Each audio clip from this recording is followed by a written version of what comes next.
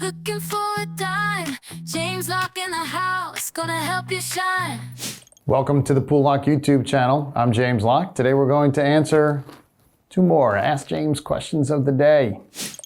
First question from Andrew. I just retired, but I need to buy a car. Should I pay with cash, or would it be okay to finance it? All right, Andrew, that's a great question, especially as you transition into retirement and start considering major purchases like a car.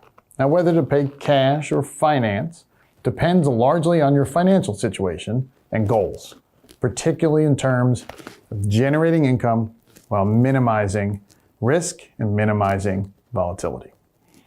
So first, if you're funding the car purchase from the interest and dividends generated by your investments, that's typically a sound approach. So using income generated from your portfolio avoids dipping into principal, which preserves your capital and ensures your income stream remains steady. Now, this method aligns well with the principle of prioritizing income stability in retirement.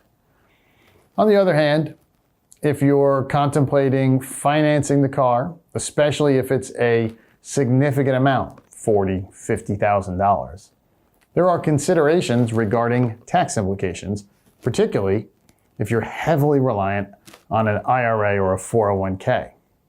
So withdrawal from these retirement accounts are taxable. So taking a lump sum to buy a car could increase the amount you need to withdraw to cover taxes, effectively raising the cost of the car. Now, in such cases, financing the car through installments might be more feasible, allowing you to spread out the financial impact over time. Now, while debt isn't always ideal in retirement due to the interest costs and potential strain on cash flow, sometimes it's a practical solution, especially if it helps you avoid large lump sum withdrawals from tax-deferred accounts. Ideally, planning ahead, that's crucial, right? If you find yourself needing to finance this car purchase, consider making provisions for future purchases. So this might involve gradually withdrawing funds from retirement accounts in advance to build a cash reserve for future big ticket items, thereby reducing the need for financing and minimizing tax implications over time. Ultimately, Andrew, the decision, should be guided by your overall financial strategy in retirement. So focusing on maintaining that balanced approach between income generation and preserving your investment capital.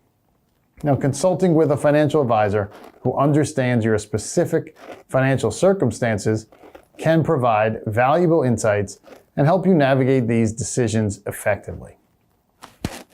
Congratulations on your retirement, and I hope this guidance helps you kind of make the best choice for your situation.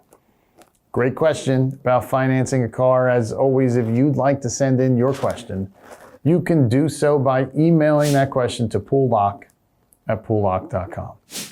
Going to move on to our second question. Second question is from Cameron. Cameron says, I'm afraid if I transition to income too early, then I won't have as much of an inflation hedge. What should I do? All right, Cameron. So your concern about inflation and transitioning to income in retirement is definitely valid.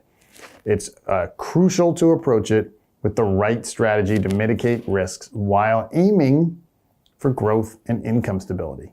Now, many people worry that focusing on income might compromise their ability to hedge against inflation effectively.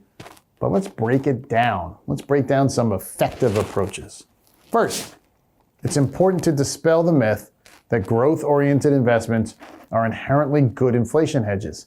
In fact, during periods of high inflation, growth stocks often suffer more significantly when interest rates rise. As we have seen, we've seen that recently when interest rates were going up. All right, now this is because higher interest rates can diminish the attractiveness of future cash flow, impacting growth stock valuations. So what are the alternatives? Well, one effective strategy is to invest in higher dividend stocks. Companies that consistently increase their dividends not only provide a reliable income stream, but also tend to adjust their dividends to keep pace with inflation.